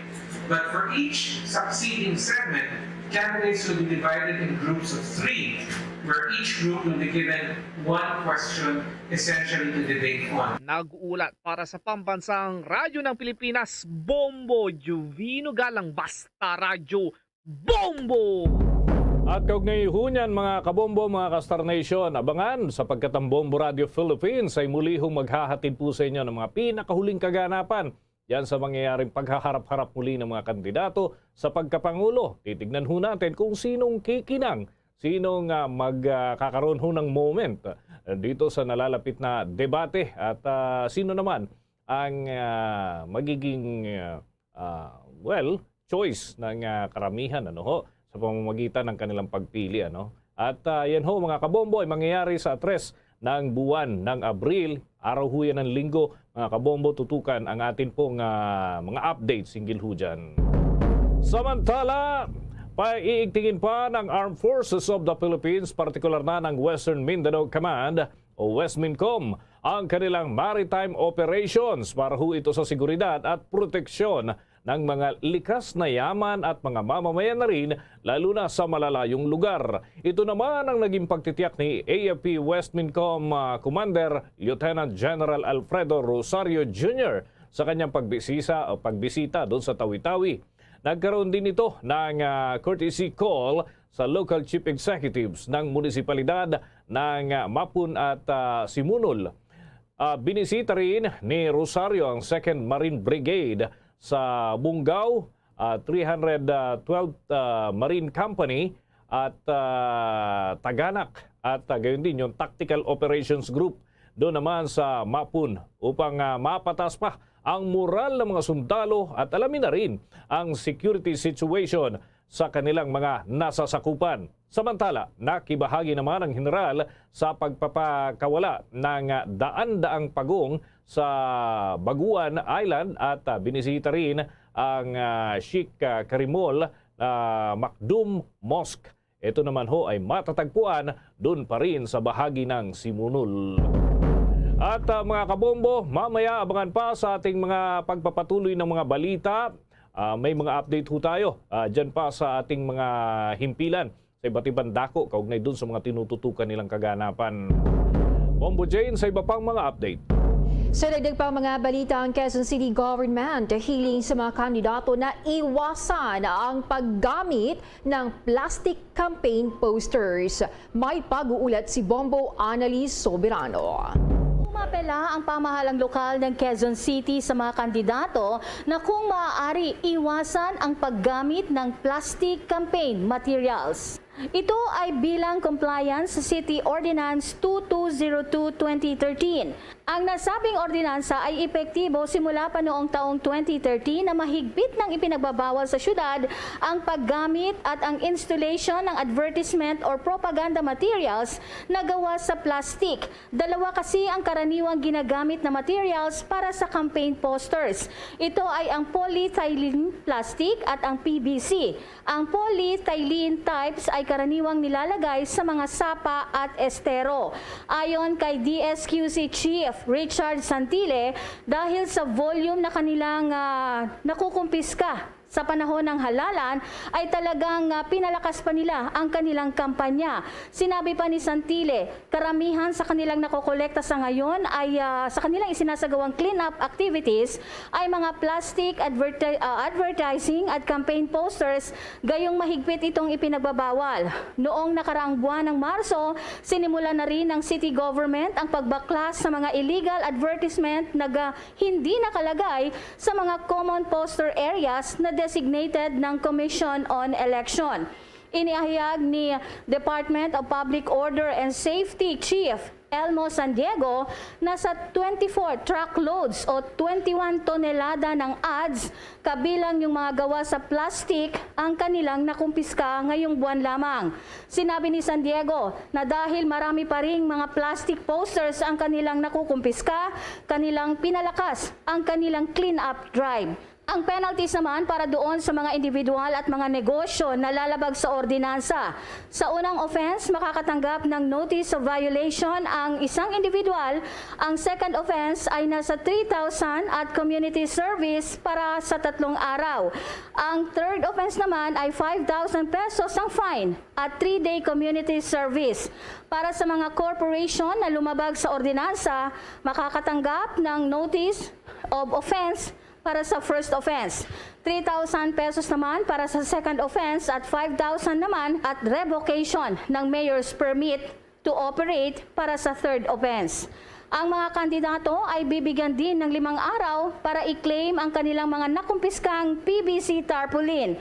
Ang mga nakumpiskang plastic paraphernalia, kabilang ang mga unclaimed PVC posters, ay kanilang i-turned over para sa recycling sa Climate Change and Environmental Sustainability Department para sa Trash to Cashback Program. Hinimok ngayon ng Quezon City Government ang mga Q-citizens na i-report ang anumang paglabag sa pamamagitan ng kanilang hotline, ang 122. Bombo Annalise Montaño Soberano nag-uulat para sa Pambansang Radyo ng Pilipinas. Basta Radio, Bombo! Naghatid yan sa atin sa oras na 45 minuto na makalipas ang ika-6 ng gabi. Nilagdaan na ni Pangulong Rodrigo Duterte ang mga panukalang batas na nagbibigay ng 25 taong prangkisa o extension para sa prangkisa sa 6 na kumpanya. Kabilang na dito ang Nation Broadcasting Corporation of the Philippines o NBC, na pag-aari ng tycoon na si Manny B. Pangilinan. Ang naturang kumpanya ay isang subsidiary ng MediaQuest Holdings Incorporated na pagmamayari din ng ilang iba pang korporasyon ng media at isang kakibat ng kumpanya ng telekomunikasyon at gayon din ay inilabas ng Palasyo Malacanang ngayong araw ang mga hakbang na ito at pag-aproba ng Pangulong Duterte na lahat ay nilagdaan niya noon pang araw ho ng Martes pero ngayon lamang ho naisa publiko.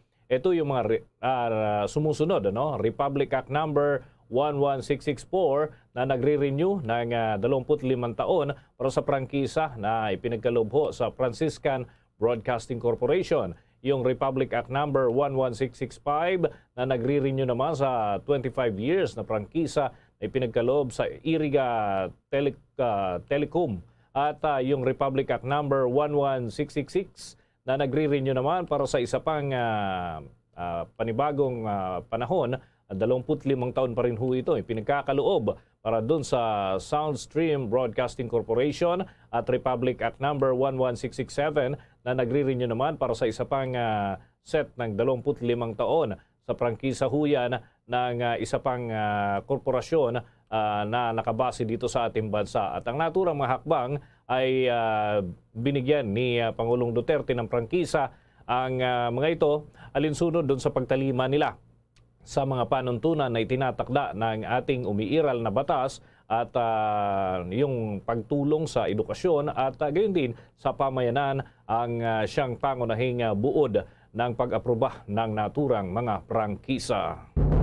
Sa iba pang mga balita, off-peak hours water interruption silang bahagi ng Metro Manila extended hanggang sa Biyernes Santo. May detalye ang Star FM Manila. Mahihirapan na naman sa usaping tubig ang mga residente ng Camanava area o ang mga lungsod ng Caloocan, Malabon, Navotas at Valenzuela City. Ito ay makaraan na i-anunsyo ng isang water company na magkakaroon ng off-peak daily water interruptions mula ngayon hanggang sa Biyernes Santo o Abril 15. Nangangahulugan ito na mawawalan ng tubig ang mga residente sa nasabing lugar mula alas 10 ng gabi hanggang alas 4 ng madaling araw dahil na rin umano sa mabilis na pagkaubos ng tubig sa mga water reservoir na sabayan pa ng mainit na panahon. Sa paraang ito ay mas makakapaghanda umano ang water company na mapunuan ang mga reservoir tuwing gabi bilang paghahanda naman sa mataas na demand sa tubig kapag peak hours. Kabilang sa mga apektado ay ang 24 na barangay sa Valenzuela, 15 barangay sa Navotas, 24 na barangay sa Malabon at malaking bahagi ng North and South Caloocan. Dapat sana ay ngayong araw din ang huling araw ng water interruption sa Camanava area na nauna nang nagsimula noong Marso 10. Para sa Bombo Network News, mula dito sa 102.7 Star FM Manila, Star DJ John Marino para sa pambansang radyo ng Pilipinas, Basta Radyo, Bombo! Bombo Weather Update! Pinawi ng Pag-asa ang pangamba ng publiko ukol sa naranasang malakas na buhos ng ulan sa ilang bahagi ng ating bansa ngayong araw. Ayon nga sa Weather Bureau, walang bagyo o kahit low pressure area sa loob at labas ng Philippine Area of Responsibility na makakaapekto sa atin. Ayon pa sa Pag-asa, easterlies at localized thunderstorm lamang ang pinagmulan nito at paliwanag pa ng mga eksperto, normal lang na nangyayari ang mga pag-ulan tuwing hapon at gabi dahil naman dito sa mainit na panahon, mabilis din ang evaporation process. Maliban dito, may namataan ding mga kumpol ng ulap sa hilagang parte ng Luzon at maging sa Mindanao. Maaaring magdala ito ng mga biglang buhos ng ulan. Samantala naman, ang Germany naglatag na ng emergency plan sakaling maningil ulit si Russian President Vladimir Putin ng rubles bilang bayad sa gas supply. May pagulat naman ng Bombo Radio Iloilo. Naglatag na ng emergency plan ang Germany sakaling mag-iba na naman ang desisyon si Russian President Vladimir Putin at maningil muli ng rubles bilang bayad sa kanilang gas supply. Ito ay kay kinumpirma na ni German Chancellor Olaf Scholz na tiniyak ni Putin na tatanggapin ng Russia ang bayad na euros o dollar. Ayon kay Bombo International Correspondent Amy Hilger, direkta sa Germany, hindi nagkukumpiyansa ang Berlin at naglabas ng early warning sa publiko hinggil sa posibleng kakulangan ng gas sakaling mag-iba na desisyon si Putin. Sa ngayon anya, sapat ang gas sa nasabing bansa, ngunit nanawagan ang gobyerno na tipirin ito. Germany has 25% gas supply here in their storage. So Germany is good until winter. As of now, the government is trying to make the 3 steps emergency plan just in case Putin will change his mind again, because Putin and Chancellor Olaf Scholz talked already after he threatened to cut the supply. Si Bombo International Correspondent Amy Hilger para sa Bombo Network News. Ito si Bombo Christian Lusada para sa Pambansang Radyo ng Pilipinas, consistent overall number 1 sa Iloilo, Basta Radyo, Bombo! Kuha muna tayo ng update kaugnay dun sa negosyanteng Israeli na natagpuan hong patay at tadtadho ito ng saksak dyan sa Cagayan de Oro City. Alamin natin ang follow-up report ng Bombo Radio Cagayan de Oro. Tinutukan ng pulisya ang umano'y lending dispute kung bakit binaril patay ang isang negosyanteng Israeli national na kagagawa ng motorcycle and tandem suspects sa 11th at 20th Barangay Nazareth, lungsod ng Cagayan de Oro. Kinilala ni Nazareth Police Station Commander Major Alan Kairil ang biktima na si Riovin Baranovich na sa legal na edad at matagal nang naninirahan sa bansa at umano'y nakapag-negosyo na dito sa Cagayan de Oro. Sa inisyal na pagsisiyasat, nagtamo ng 6 na tama ng bala ng kalibre 45 ang biktima dahilan ng kanyang agarang pagkasawi. Ang biktima ay notado sa kanyang pagiging istrikto pagdating sa kanyang lending services kung saan ilan sa kanyang mga kliyente ay kinasuhan niya sa korte dahil sa kabiguang makapagbayad. Kung maalala, itong biktima ay dati na ring dumulog sa impila ng Bombo Radyo Cagayan de Oro kung saan humingi ng saklulo o tulong dahil sa umunoy kanyang karanasang korupsyon sa ilang mga ahensya ng gobyerno dito sa lungsod. Mula sa lungsod ng Cagayan de Oro, Bombo Junel Ukat nag-uulat para sa Pambansang Radyo ng Pilipinas, consistent overall number 1 sa Northern Mindanao, Basta Radyo, Bombo! Bombo International News. Natamaan ng Ukraine airstrike ang isang fuel storage facility sa kanlurang bayanan ng Belgorod ng Russia. Ayon kay Vyacheslav Gladkov, nagkaroon ng sunog sa petrol depot dahil sa isang airstrike na sinagawa ng 2 helicopter ng Ukrainian Army na pumasok sa teritoryo ng Russia sa mababang altitude. 2 empleyado sa storage facility ang nasugatan dahil sa sunog. Mga 170 tauhan naman ang nagsisikap na apulahin ang apoy. Ang Rosneft na nagmamay-ari ng pasilidad ay nagsabi na inilikas nito ang mga kawani mula sa lugar. Noong Miyerkules, maririnig ang mga pagsabog mula sa isang arms depot sa Belgorod, ngunit hindi nagbigay ng anumang paliwanag ang mga otoridad sa mga pagsabog. Nasa 40 kilometers ang Belgorod mula sa hangganan ng Russia sa Ukraine at mga 80 kilometers mula sa lungsod ng Kharkiv ng Ukrainian. Naapektado ng mga puwersa ng Russia mula nang inilunsad ng Moscow ang digmaan noong February 24. Samantala naman, kakulangan ng tubig at power supply sa Myanmar, panibagong problema. Alamin ang detalye sa report ng Star FM Bacolod.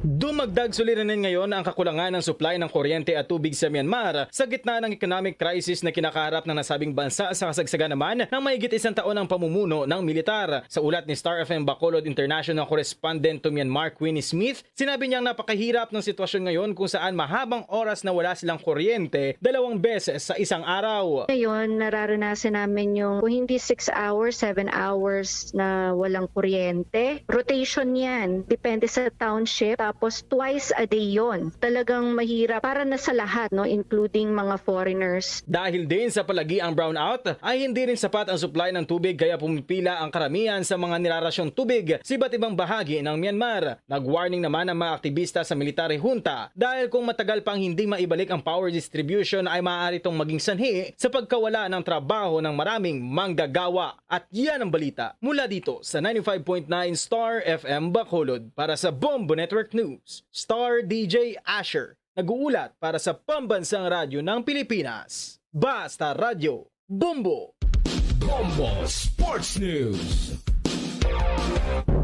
Nagpakitang gilas ngayon sa harap ng international media si WBC at IBF welterweight champion Errol Spence Jr. kaugnay ng kanyang media workout ilang linggo bago ang big fight kontra kay WBA welterweight champion Yordenis Ugas.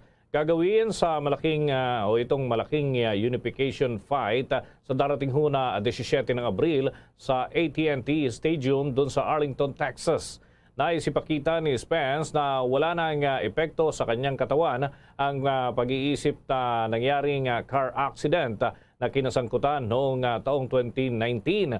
Sinasabing kasaysayan ang magaganap na banggaan ni Spence at Ugas dahil ito ang pang-12 na unification fight sa welterweight division. Kung maalala, naging classic nga ang unification matchup sa naturang dibisyon ng mga boxing legends na sina Sugar Ray Leonard versus Thomas Hearns at yung showdown ni Floyd Mayweather at Manny Pacquiao at Spence ay makakalaban sana ni Pacquiao noon pong nakaraang taon pero umatras dahil nga sa operasyon sa kanyang mata habang si Ugas naman ang nagpa-retire sa Pinoy ring icon. Bombo Entertainment News. Ang 35-year-old actress na si Angelica Panganiban, aminadong hirap sa pagbubuntis kaya time out muna sa showbiz career. May chika na si Bombones Kayabyab Mercado.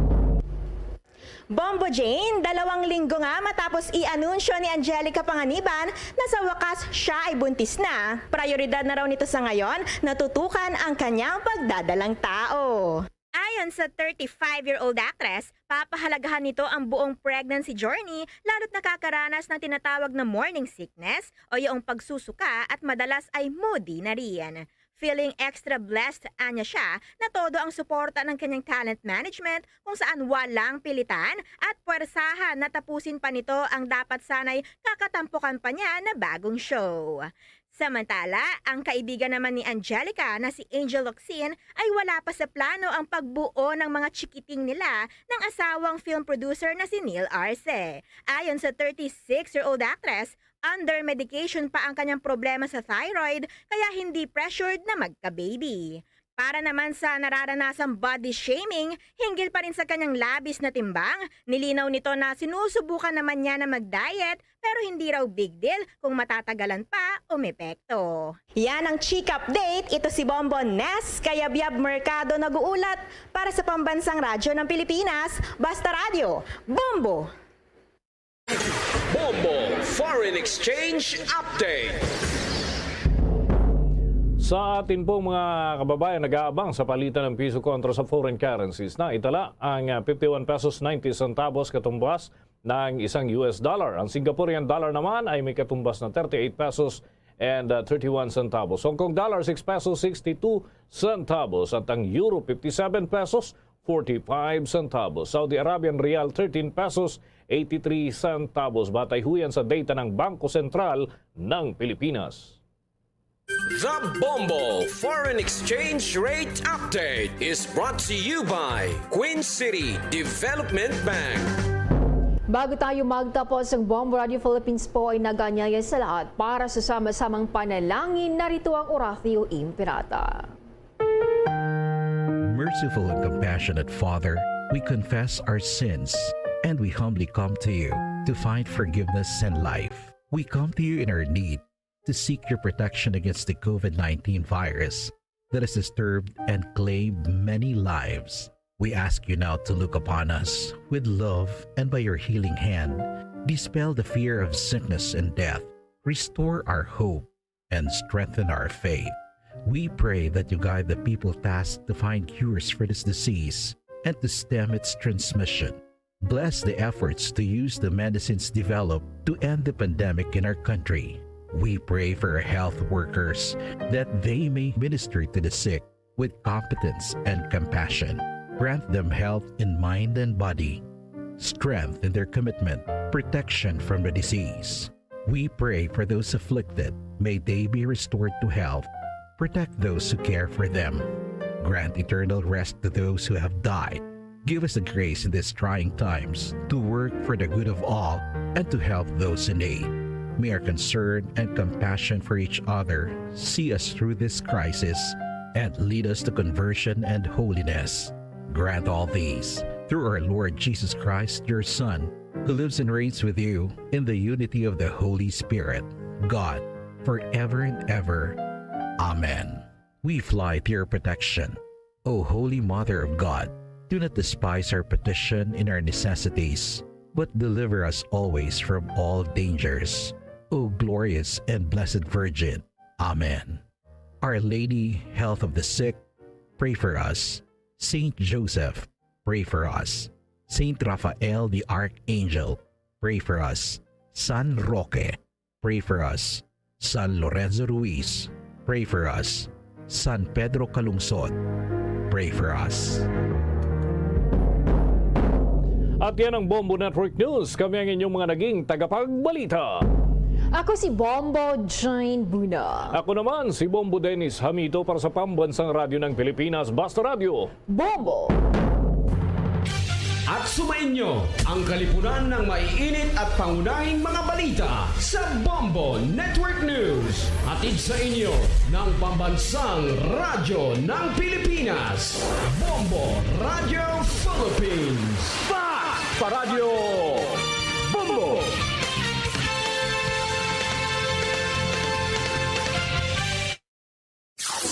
Limang dekada nang nagtataguyod ng katotohanan.